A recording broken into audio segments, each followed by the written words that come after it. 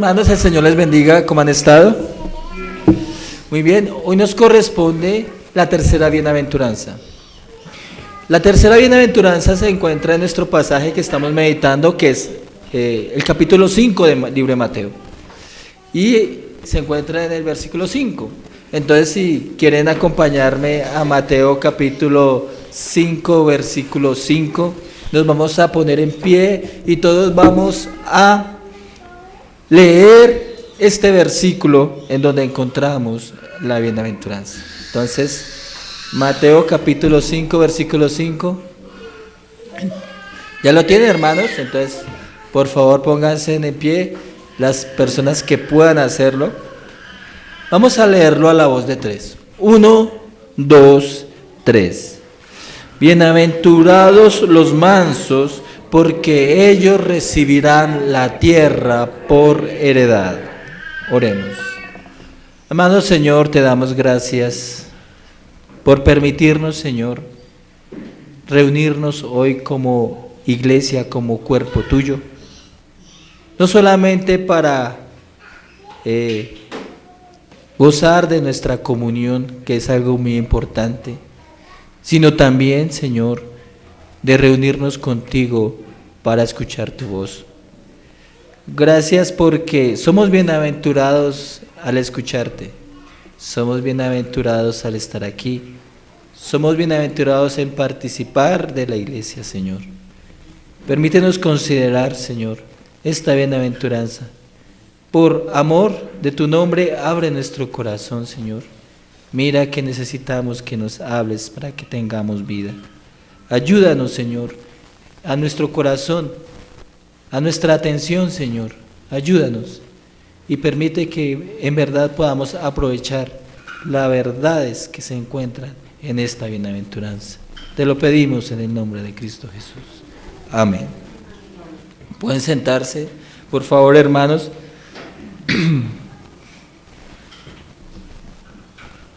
Para la gente reunida en el monte, era algo inaudito escuchar las palabras del rey de los judíos. Palabras presentadas por el Evangelio de Mateo. A nosotros nos parecen igualmente contrario que sean bienaventurados todos aquellos que presentan las condiciones descritas por el Señor Jesús. El Sermón del Monte, según el propósito de Mateo, son las palabras del Señor Jesús, el Rey, a su pueblo de manera pública. E igual que el primer discurso de un rey a su pueblo, lo hace desde un palco real.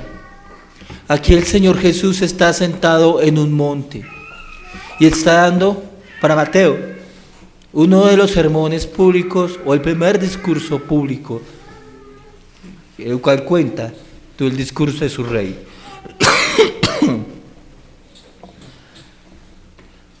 El Señor Jesús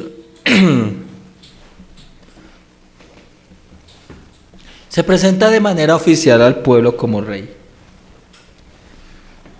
Pues el pueblo se supone que debería haberlo considerado como rey, porque así le está presentando Mateo. De lo más seguro es que los que estaban allí sentados en el monte estaban desapercibidos de toda esta enmarcación real, pero esto no significa que no fuera así. Las primeras palabras escuchadas del rey son palabras que al pueblo le parecen descabelladas, y hasta aquí se preguntaban, ¿cómo así que ser pobre en espíritu y llorar es ser bienaventurado? ¿Cómo así que eso es bienaventurado? Sin embargo, para entender tanto los que están presentes en el Sermón del Monte, como para Mateo quien les escribe, y también para nosotros esta mañana que le escuchamos, debemos quedarnos todo el Sermón del Monte para entender qué son las cosas que está diciendo el Señor. Ahora, quiero aclarar Algunas cosas antes de continuar, porque esta aclaración es debida a comentarios que se han escrito. Pues creo que a veces se malentiende las bienaventuranzas.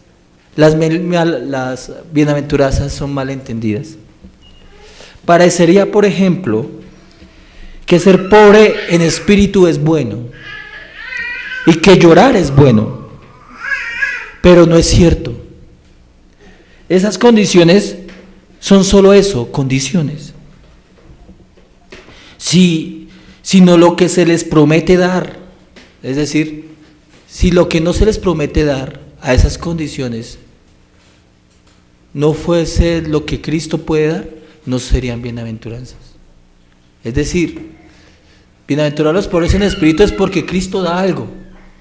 Bienaventurados los que lloran es porque Cristo da algo. Pero en sí, ser pobre en espíritu y llorar no sería algo extraordinario.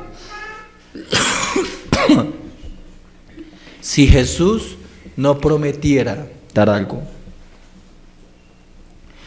Llorar sería simplemente llorar, afligirse, igualmente sería eso, condiciones, acciones. Nada haríamos si nos doliera nuestra miserable condición de pecado, si Dios no diera un remedio para ella. En otras palabras, ser bienaventurado en las bienaventuranzas no es por la condición, aunque es importante. Lo es por lo que en el Rey se les promete dar a quienes presentan la condición. Por eso son bienaventurados. Nuestra perversa condición nos hace fariseos. Por eso el cuidado de entender bien lo que se ha dicho. Si un oidor, por ejemplo, escucha que estar afligiéndose por el mal que tiene y que le rodea es algo bienaventurado, creerá y confiará en esa condición como algo que le introduce al reino de los cielos. Y no pondrá su confianza en ¿quién? En Jesucristo. ¿Quién es que lo hace? Hay que tener muy claro esto, que es por lo que dará el Rey a aquellos que tales pobres y afligidos serán bienaventurados. Pues de lo contrario, puede tener esa condición, pero si no está Cristo ni el Rey que le da, no se la llamaría bienaventuranza. ¿Ahora estamos entendiendo? Bien. Ahora ya aclarado esto, vamos a continuar. Bienaventurados los mansos, porque ellos recibirán la tierra por heredad. Vamos a considerar esta bienaventuranza en los siguientes puntos. El primero, desde la perspectiva de los que están escuchando, es decir, el pueblo común. Vamos a escuchar, entender esa bienaventuranza desde el pueblo común.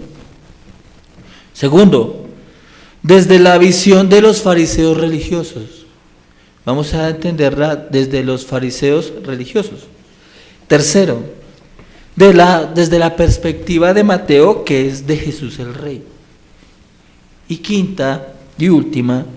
cuarta, para nosotros, desde nuestra perspectiva, desde la nuestra. Entonces, vamos a ver esta bienaventuranza desde el pueblo que escucha. Capítulos y versículos anteriores. El pueblo que había recibido la luz del profeta Isaías, aquel que habla de tierra de Zabulón y tierra de Neftalí, tierra de los gentiles, ¿sí? Zona, región de muerte y oscura, luz le resplandeció. Entonces todo ese pueblo de esas zonas y otras de Judea y de las que narra versículos antes, se concentra alrededor de Jesús. Y se nos dice en los versículos anteriores que la fama de Jesús se había extendido por todo lugar y venían a él todos los enfermos, los afligidos por algún mal y los atormentados. Venían a él porque les sanaba y les gustaba oír su doctrina, porque les gustaban las cosas que decía, pero también porque les sanaba. Sabiendo de algún modo que Jesús iba a estar en el monte, están allí. Jesús va entonces a la multitud y se sienta a enseñarles. Ellos están atónitos escuchando estas cosas, y eso que solamente han hablado tres bienaventuranzas, y están atónitos escuchándole. Y en cierta forma, las personas que están allí en el monte, sus necesidades son tomadas para enseñarles verdades comunes, ¿sí? Verdades espirituales de Dios y de su amor. Es decir, Dios aprovecha las necesidades de estas personas que están allí y habla de estas necesidades, pero les da una verdad espiritual en medio de esas necesidades. Son pobres, pero bienaventurados son los pobres en espíritu, ¿me explico? Están enfermos, están sufriendo, lloran por alguna enfermedad, alguna dolencia, pero Dios toma ese lloro y lo transforma en una verdad espiritual. Aprovecha las necesidades de las personas para enseñarles las verdaderas necesidades de ellos. Y les dice que son bienaventurados. ¿De quiénes son? Jesús el Rey, por promesa de estos judíos comunes y afligidos, ¿sí?, les dice que ellos son bienaventurados. Ellos, el pueblo común que está allí, de alguna forma, de alguna manera, siendo llevados por sus necesidades físicas a tener necesidades espirituales, en donde les dice que quienes tengan tales necesidades son bienaventurados por Dios. Después de oír las dos primeras bienaventuranzas, escuchan: bienaventurados los mansos, porque ellos recibirán la tierra por heredad. Se preguntarían estos: bueno, ¿y qué heredad es esa? Se preguntarán: ¿es la tierra de Israel? No es la tierra de Israel, es el reino. El pueblo, aunque común, eran judíos. Ellos sabían de la repartición de la tierra en los tiempos de la conquista por Josué, lo leímos esta mañana, de cómo sus padres recibieron la tierra, ¿cierto? Lo muy probable es que muchos de ellos eran pobres, no tenían nada. La heredad se había diluido y perdido con las invasiones. Roma, antes estaba Babilonia, antes de ellos los asirios. La heredad de ellos se había diluido, se había perdido.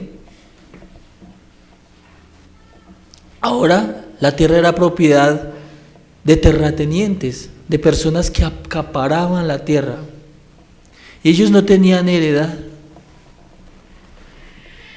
El deseo de poseer una tierra propia, no comprada. Cuando dice no comprada, significa que sea heredada, o sea, que le fuese donada. Así como en esta época, como en la nuestra, para esta masa común de pobres era un anhelo, un profundo deseo. Nuestro Salvador no juega con esos anhelos, no juega con sus ilusiones. Lo que el Rey está diciéndoles a esta gente común que está alrededor de él, es que ellos poseerán el reino. Ellos poseerán el reino. Obviamente no está hablando de tierras y casas, está hablando del reino. Bueno, ¿y cómo sabemos que habla del reino? Porque ¿quién es el que está hablando allí? Es el Rey de los judíos. ¿Y el Rey de los judíos qué tiene? Pero físicamente, ¿qué tiene ese rey? Nada. Por eso cuando dice que recibirán la tierra por heredad, ellos pensarán, este nos dará tierras, diciendo que Él les dará el reino. A eso se refiere.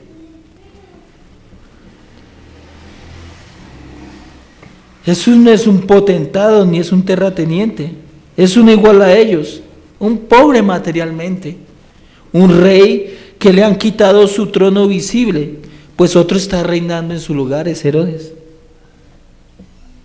Esta bienaventuranza provoca o encamina el anhelo de tener una tierra. Usa el anhelo de tener un lugar propio, convirtiéndolo en un anhelo mucho más alto y más profundo, más eterno. El reino de los cielos, el anhelar el reino de los cielos, una heredad en el reino de los cielos. Y el rey lo ofrece al que le escucha, al que cree en él, porque da la garantía que la recibirá. ¿Y cómo la obtendrán? Siendo mansos o humildes. Nuestro Señor afirma esta verdad, que los que la recibirán, o sea, que siendo mansos, ellos la recibirán. Es un hecho, esa es la seguridad. Y bueno, ¿y cuál es la seguridad? ¿Por ser humildes? No, como les decía, es porque Cristo el Rey es el que da la tierra por heredad, porque Cristo lo dice.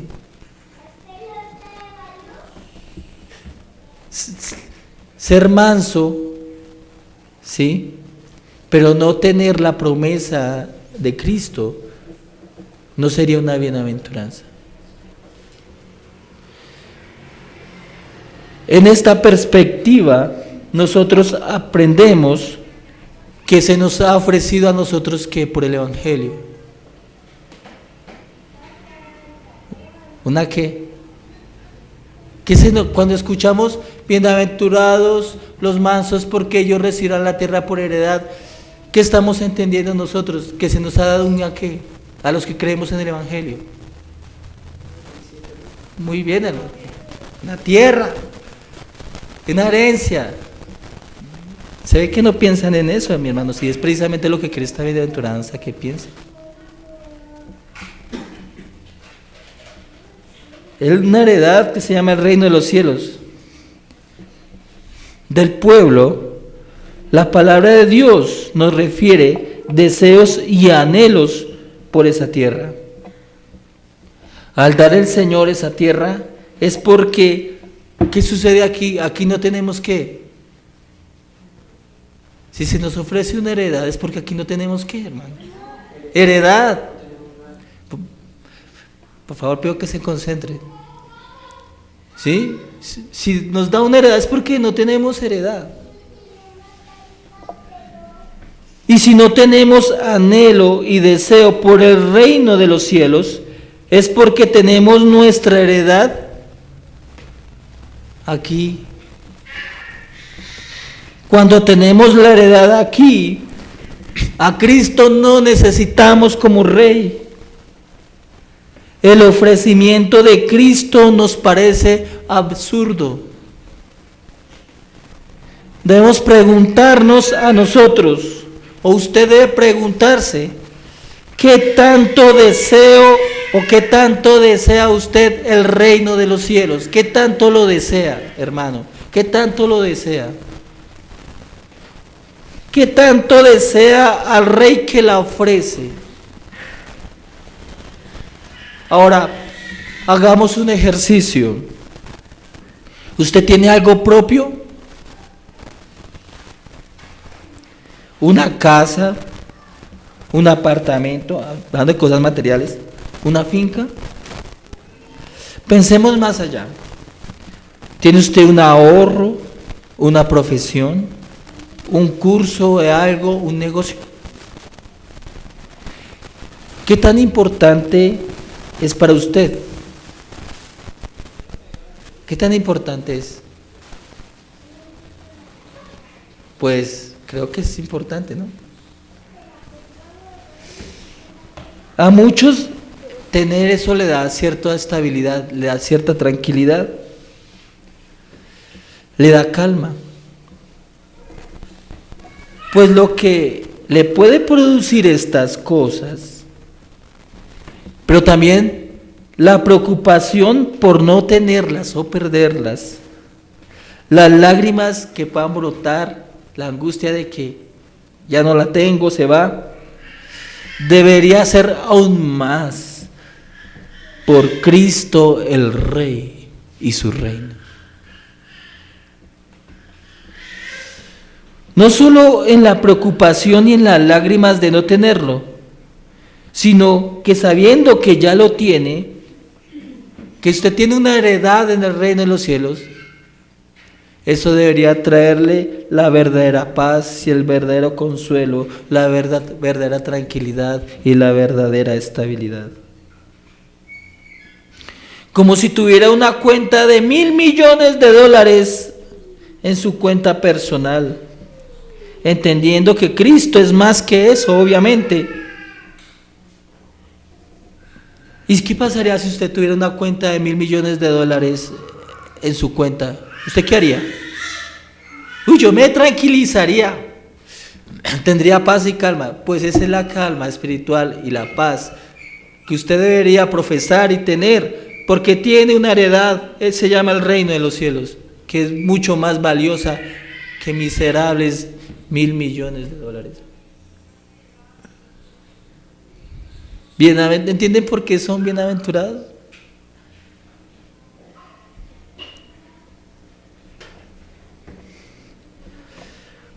Creo que cuando la consideración del rey supera la paz de tener muchísimo dinero en una cuenta, o la seguridad que da un trabajo o cualquier profesión, entonces es cuando soy humilde y soy manso. Porque de otra manera no lo seré. Cuando es el reino que me da la tranquilidad de eso, he entendido que yo soy una persona mansa. Cuando mi zozobra es por perder un reino eterno. Cuando no duermo porque creo no alcanzar lo más valioso de mi propia existencia, que es Cristo. Cuando se torna una preocupación que quita el hambre, el no obedecer al Señor. Entonces es cuando soy humilde, soy manso. De otra manera nunca lo seré. En esta primera parte podemos entonces concluir que nos falta muchísimo para anhelar el reino y nos falta demasiado para ser humildes.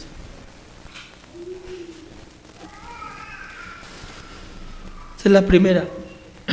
La segunda,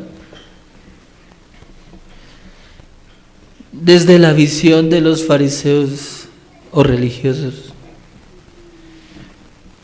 Habían fariseos y gente que venía de Judea también allí al monte. Y ellos también escucharon: bienaventurados los mansos, porque ellos recibirán la tierra por heredad. Mansos es igual a humilde, ¿no?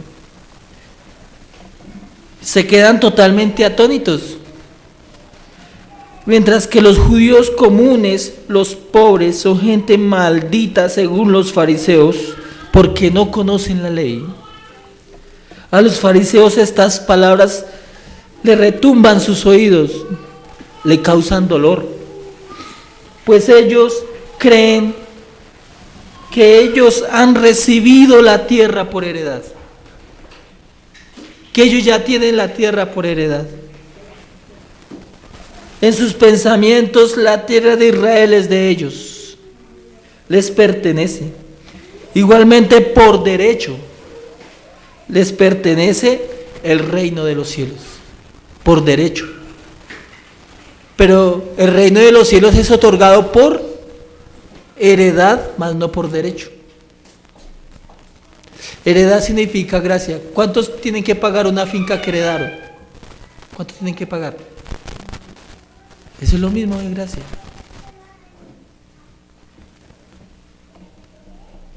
Ellos creen que por derecho les pertenece el reino de los cielos. Pero no como heredad o por promesa, sino porque ellos son israelitas. Es por eso que no les gusta lo que el rey les dice. El recibir la tierra es gracia. El recibir el reino es por gracia. Como lo fue cuando en Josué se repartió la tierra. ¿Quién fue quien peleó la tierra? Dios. ¿Quién fue quien le derrotó a los ejércitos de las naciones? Dios. Fue Dios quien la repartió como quiso, porque echaron suertes. Significa que se dejaron a la voluntad de Dios. ¿Quién lo hizo? Dios. Él lo hizo todo. Ahora los fariseos y religiosos pensaban que por derecho les tocaba. Ellos trabajaban para tener. Sin embargo, el rey les dice que el reino es heredado, no trabajado. Aquellos que trabajan no tienen a Jesús por rey, y los religiosos, en lo que le corresponde a Cristo, que le quieren quitar el butaco a él, de que es el que reparte. Como condición, los religiosos no son humildes, no son mansos. Y hay que recordar que la humildad es una condición continua de los creyentes. Es decir, vivir siempre manso, vivir siempre humilde. Los religiosos piensan que el reino de los cielos es similar como un reino terrenal. En cuestiones de que quienes reciben la tierra, pues obviamente, según ellos, son los fuertes, los guerreros, los valientes, quienes se apropian de la tierra.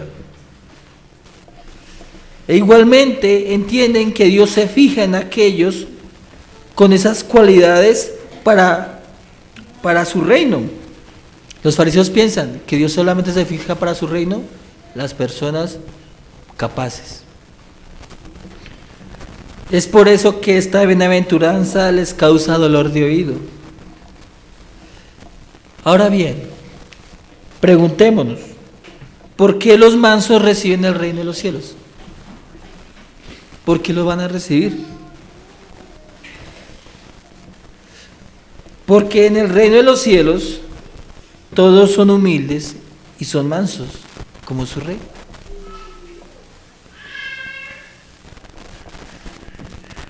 Mateo así lo registra más adelante en el capítulo 11, versículo 29, cuando el Señor Jesús les dice a la gente, les dice, llevad mi yugo sobre vosotros y aprended de mí que soy manso y humilde de corazón y hallaréis descanso para vuestras almas. Bienaventurados los mansos porque ellos recibirán la tierra por heredad. Está hablando de la tierra, no la tierra, sino el reino de los cielos. El rey les dice a quienes va a recibir en su reino. El rey es manso, pues su reino es ¿de qué? De mansos y humildes.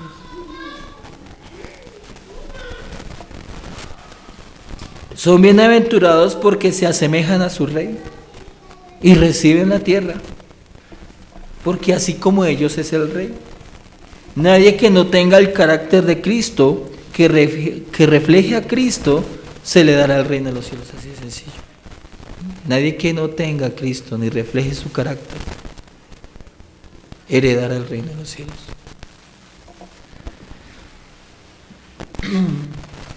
Bueno, aquí también le toca hacer una aclaración, porque uno piensa que todos entendemos los conceptos. ¿Qué entiende usted, mi hermano, por manso y humilde? Y es que hay una idea propia de manso y humilde entre los hombres, especialmente de los religiosos. No es el concepto bíblico de humildad, porque lamentablemente nosotros tenemos el concepto de afuera, de humildad, el concepto de manso afuera, y no el concepto bíblico de lo que es manso y humilde. El concepto es de la gracia en Cristo, es decir, se fundamenta en ello, no de la persona según su idea. Como figura podemos usar a Moisés. ¿Qué dice Moisés de Moisés en cuanto a mansedumbre y humildad? Nosotros miramos Éxodo. Muy bien, hermano Mauricio, gracias. Era el hombre más manso sobre la tierra. Pero era el hombre más manso sobre la tierra según la ley. Pero no entró en la tierra prometida. ¿Cierto? No entró. Ahora, los fariseos y nosotros podemos tener un concepto de humildad, pero ese concepto nos privará del reino de los cielos. La pregunta que nos hace el texto es que si usted es humilde. Y esa sería una pregunta que usted debería contestar, mi hermano. ¿Usted es humilde o manso? ¿Y según quién usted es humilde? Más, ¿según quién? ¿Según su propia idea? ¿Según su propio concepto es humilde? ¿Según la idea que, como un general de la gente del mundo y no de las Escrituras? ¿Según quién es usted humilde? Está diciendo el texto. Y se nos dice que nadie que no tenga a Cristo no es humilde. Se debe llevar el yugo de Cristo. Si no fuésemos mansos y humildes, bíblicamente hablando. Una persona que no tenga a Cristo no es humilde, no lo es. Es imposible que lo sea. Es por eso que a los fariseos les queda difícil escuchar lo que el rey les dice. Que a menos que ellos no lleven a Cristo, se parezcan al que está hablando, así de la humildad, ellos no van a entrar al reino de los cielos.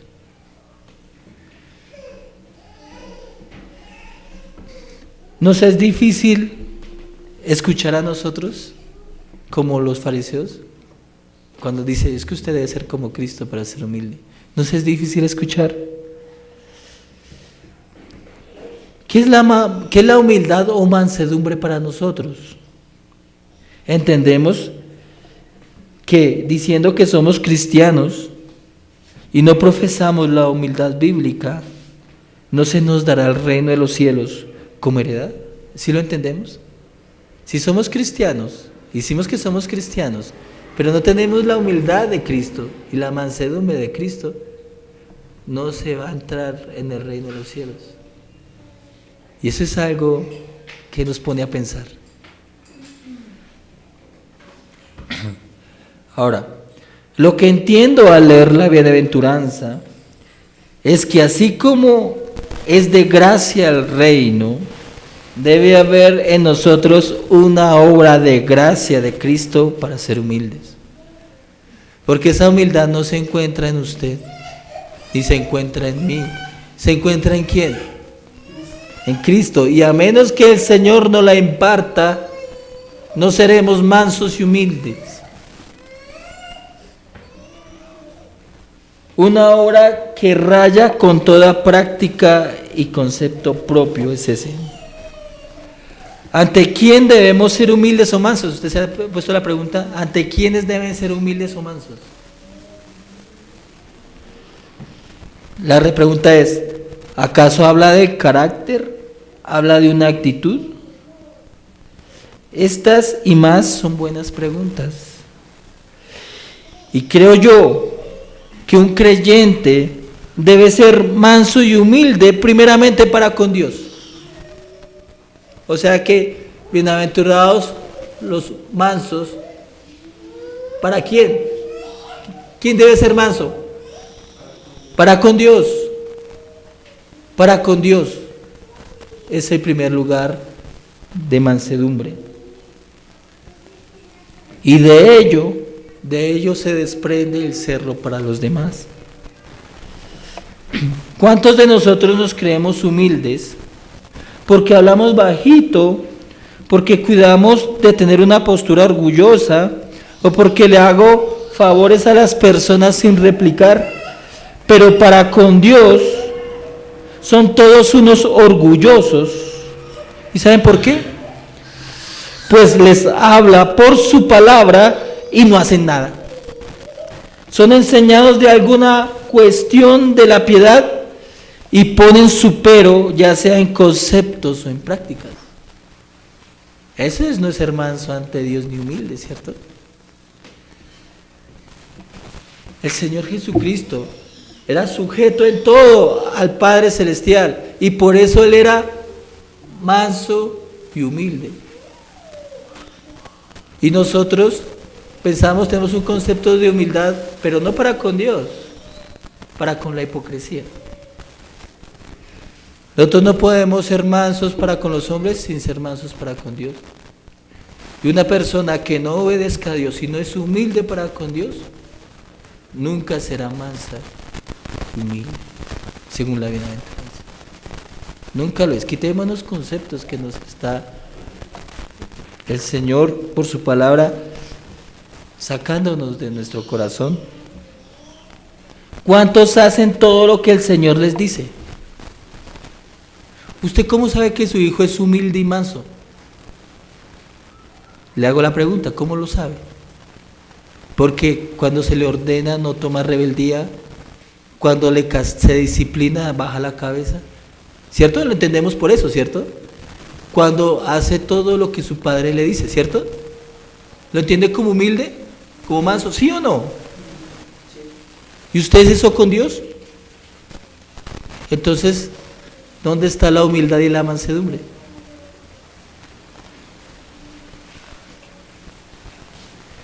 Ninguno hace todo lo que el Señor le dice. Por tanto, no somos mansos y humildes. Y eso debería ser un motivo de vergüenza para nosotros, pues creemos que estaremos en el reino de los cielos, recibiendo órdenes de un rey, cuando aquí ni siquiera le obedece, le escucha o lo estima. Y si no escuchamos al Dios por medio del rey, ¿qué será de sus ministros o de algún hermano? No nos engañemos, nos falta humildad, la humildad de Cristo. Y solo tendremos la humildad si en comunión estamos con Cristo. Si le pedimos que nos enseñe la humildad que hereda el reino. Ahora, voy a dar mi opinión. Es mi opinión que la humildad es el reconocimiento de mi propio orgullo, mi impotencia para ser humilde, desde el desdén personal a la palabra. Humildad es un estado de entendimiento de mi propia condición, que soy un prepotente, un orgulloso, un desinteresado, un impío, un malo. Cuando yo entiendo eso, soy humilde, que no puedo ser humilde. Ahí es cuando entiendo, cuando por primera vez brilla la humildad de mí. Cuando digo no lo puedo ser.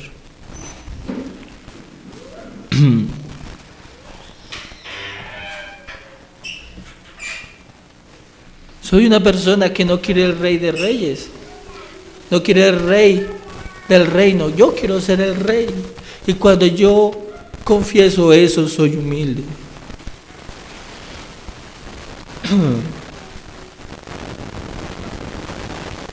Ser humilde es que a pesar de conocer todo eso de mí mismo, se somete a Cristo, a que le dé la gracia de su vida, su Santo Espíritu para ser otro. Y que como resultado diga cada día que quiere ser humilde en carácter como Cristo, que quiere morir y que quiere vivir también, que le dé la gracia de ser bienaventurado con humildad. Y jamás seré humilde si yo no reconozco mi orgullo. Que nunca se le olvide que todos en el reino son humildes y son mansos. Algo muy contrario a lo que soy yo. Esa es la segunda. La tercera. Desde la perspectiva de Mateo o el rey. Ahora, nuestro Rey Señor tenía un propósito para decir las bienaventuranzas, sobre todo la tercera que aquí estamos estudiando. Cuando dice bienaventurados los mansos, porque ellos recibirán la tierra por heredad. Porque Cristo no solo dice para que sepamos, lo dice porque ama al pueblo sobre el cual es puesto como rey. Lo dice porque ama a su pueblo. Y a veces no entendemos eso, que cuando Cristo habla lo hace porque nos ama. Muchos reyes y poderosos se burlarían de Cristo el Rey al ver a las personas a las cuales les habla y las cuales Él es Rey. Mateo ha narrado de pescadores, enfermos y gente necesitada, de pecadores, sombras de tinieblas, lo peor, la ralea, como dicen la gente guasa, quienes están sentados en el monte son afligidos, enfermos, no hay reyes, príncipes y gente de alcurnia. Pero lo importante de las bienaventuranzas es que Dios se revela a un pueblo miserable y pobre, en quienes se ha complacido en hacer parte de su reino con Cristo a la cabeza. Eso se llama amor por los suyos. Cuando el Señor no se sienta a decir las bienaventuranzas, es porque les ama. Pues, si el mundo los considera miserables, unos don nadie, Dios los considera los más bienaventurados de las criaturas de toda la creación. Es en vistas de lo que son, que el Señor, como dijimos, usa esas condiciones para enseñar las condiciones espirituales de los que pertenecen a su reino. En esta bienaventuranza nuestro Señor enseña de los discípulos que todos en su reino presente, los que le han tomado como rey, son mansos y humildes. Ahora, podemos preguntarnos, ¿qué hay detrás de la palabra manso? ¿Qué hay detrás de la palabra manso? Bienaventurados los mansos porque ellos recibirán la tierra por heredad. ¿Qué hay detrás del contexto o de la situación o lo que uno puede ingerir de cuando dice bienaventurados los mansos? ¿Por qué deben serlo? ¿Por qué deben ser mansos? Y es una actitud ante las disposiciones de Dios. Ser manso es una actitud ante las disposiciones de Dios, en donde no solo está ante lo revelado, o sea, una actitud ante la palabra escrita, sino ante su soberana providencia. Es como si Cristo enseñara: los discípulos deben ser mansos, humildes, no solamente esa mansedumbre para con Dios en su palabra, sino también para con Dios en su providencia, en su soberanía.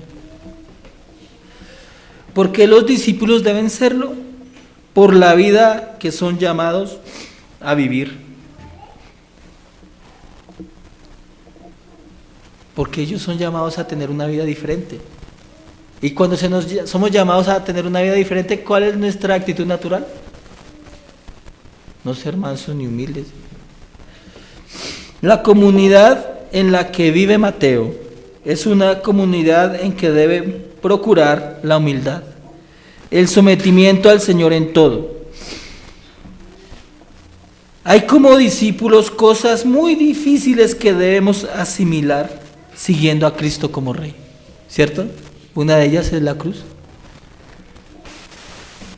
La comunidad judía cristiana, que es la misma que es narrada en el libro de los Hechos, era una comunidad esforzada, una comunidad sufrida, una comunidad perseguida. Aún así, ellos lo hacían, porque tenían la enseñanza de los apóstoles, que ante las disposiciones que Dios les hacía atravesar, esas disposiciones soberanas, ellos deberían que ser ¿qué? Humildes, mansos. Como por ejemplo, bueno, hermanos, que Como por ejemplo, Pedro debería ser humilde ante el llamado de que otro te llevará a ti. ¿Y de qué está hablando el Señor Jesús? ¿De qué? Muy bien, de la muerte. Cada apóstol, según su sufrimiento por Cristo, se hacía humilde cuando se sometía a eso. Esa soberana providencia, soberana voluntad de Dios. No solamente de lo revelado, sino de su soberanía. ¿Qué promesa tendrían si lo hacían? Mire, dice, bienaventurado el varón que soporta la tentación, porque cuando haya resistido la prueba, recibirá la corona de vida que Dios ha prometido a los que le aman. Y usé este versículo porque habla de una condición, ¿sí?, soberana de Dios, que es soportar la tentación. Pero un premio, ¿cuál? Recibir la corona de vida. Y nosotros vamos a recibir la tierra por heredad, los mans. Si ellos se someten mansamente, entonces ellos van a recibir la tierra por heredad, a esas disposiciones soberanas de Dios. Nosotros a veces nos comportamos como toros indómitos, que cuando el domador se sube, saltamos y nos revolcamos, haciendo todo lo posible para quitárnoslo de encima, ¿cierto? Veo entonces que cuando la soberanía de Dios se posa en nosotros, esa soberanía nos hace pasar por situaciones difíciles, cosas que son muy duras de vivir, pero en esas situaciones que teóricamente, porque de intelecto sabemos que Dios nos prepara, nos moldea y nos madura, y sabemos también que es porque Dios nos está preparando para su reino, para la eternidad, intelectualmente. Pero cuando viene la muerte de un hijo, la enfermedad que desahucia, la pobreza sostenida, la crisis, todos esos instrumentos soberanos para prepararnos, muchos que hacen, son humildes y mansos, ¿cierto? ¿Verdad? ¿Qué hacen?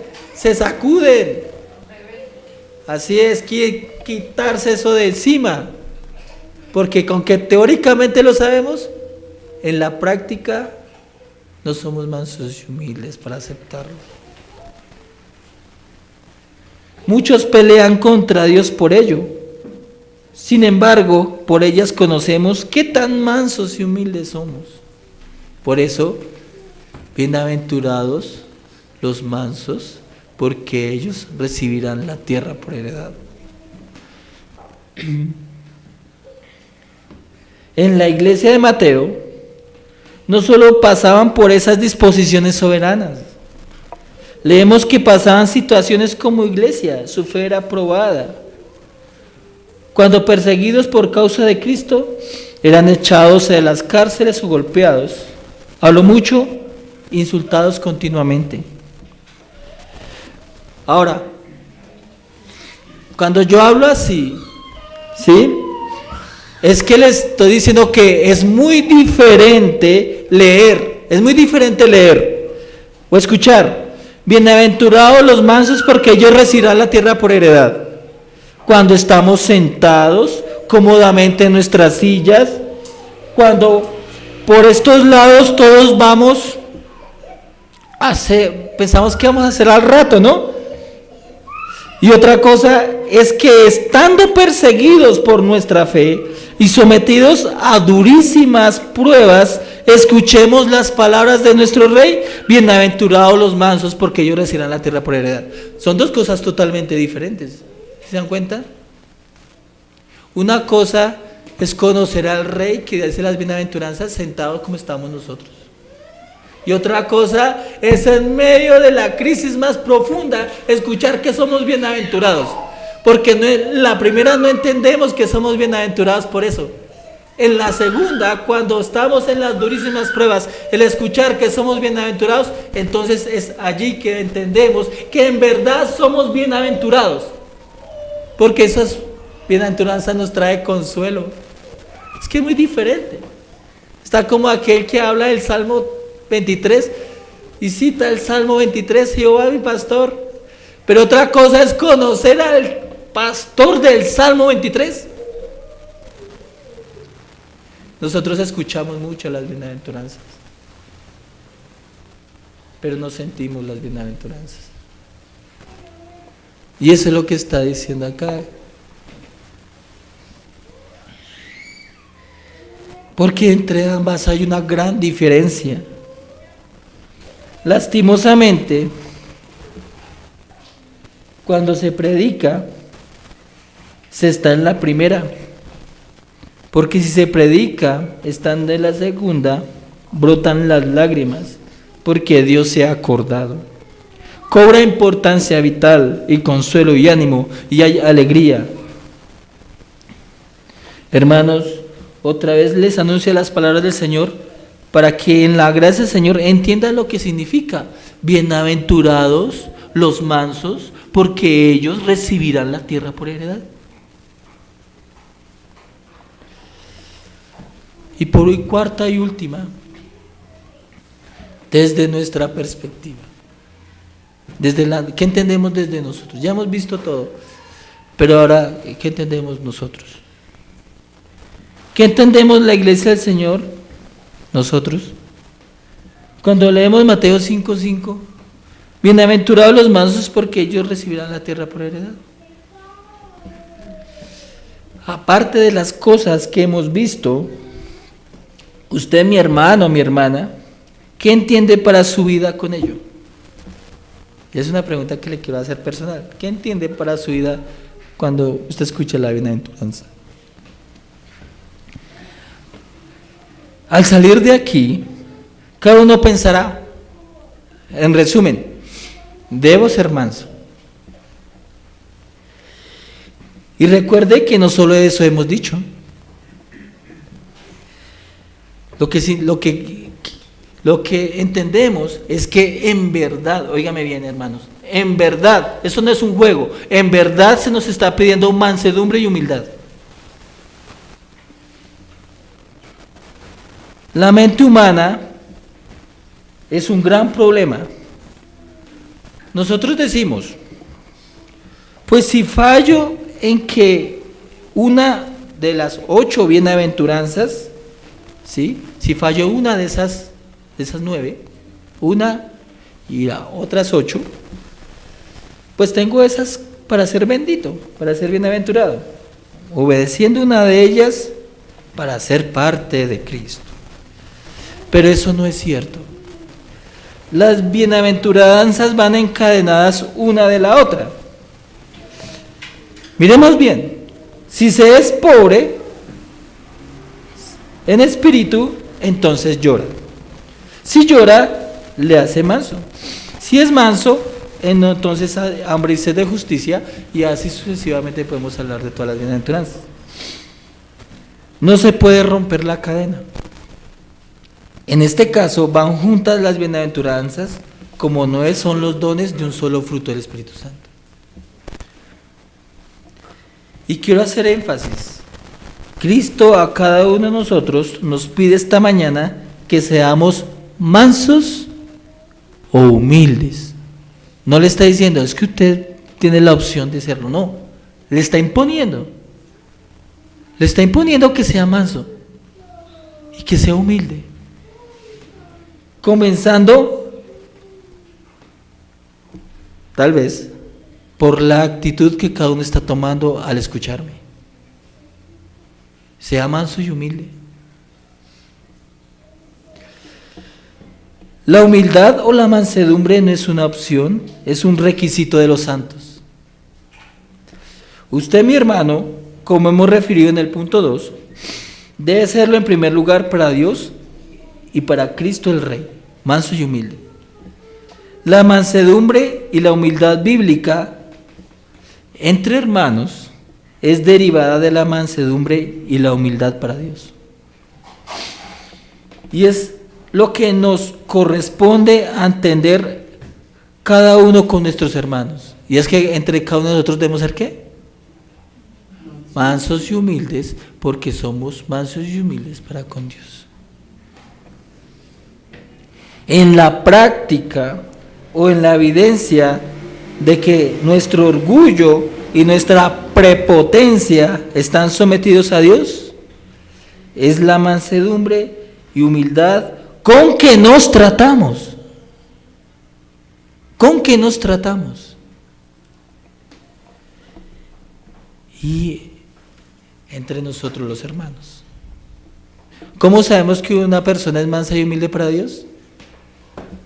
En la práctica lo sabemos cuando esta persona es mansa y humilde en el trato con ¿quiénes? Con los hermanos. Yo no puedo decir que soy manso y humilde para con Dios si no soy manso y humilde para con el hermano. ¿Cuánta falta hacen las bienaventuranzas en las prácticas de la iglesia? Hace falta muchísima. Entre hermanos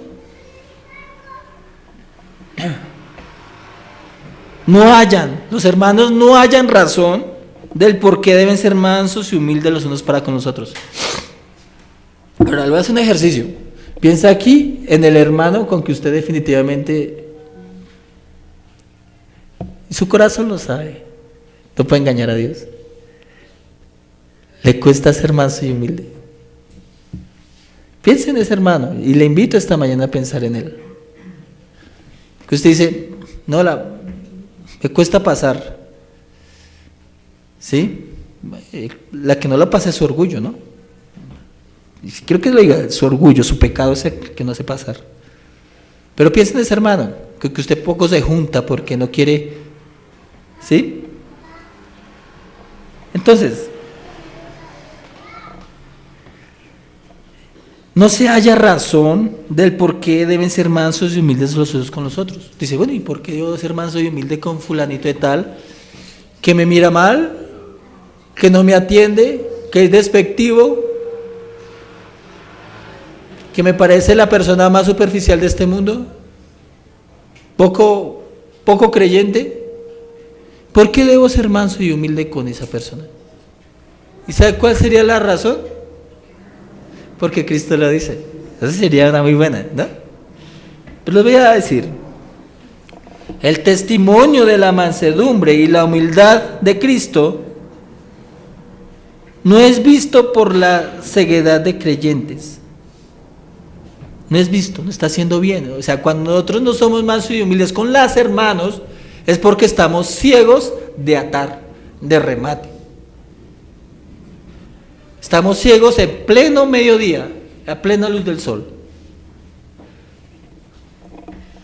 Ahora, de alguna forma, cuando son dichas las bienaventuranzas al pueblo en Mateo 5, todo creyente que ha existido y que será, de alguna forma está allí en el Sermón del Monte. De alguna manera esa multitud nos representa a nosotros. Desde el docto,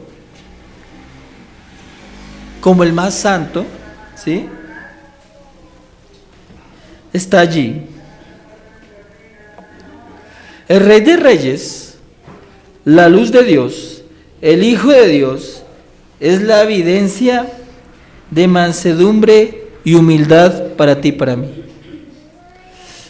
Fue por la humildad y mansedumbre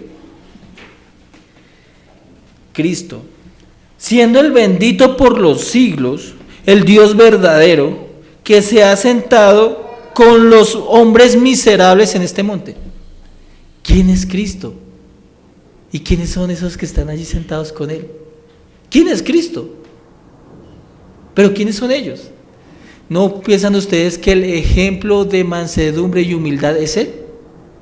¿Por qué? Porque está sentado con esos, ¿o no? ¿Y qué le dice a esos? Bienaventurados. Con esos hombres miserables, pobres, impíos, pecadores, inmundos, Él está sentado allí.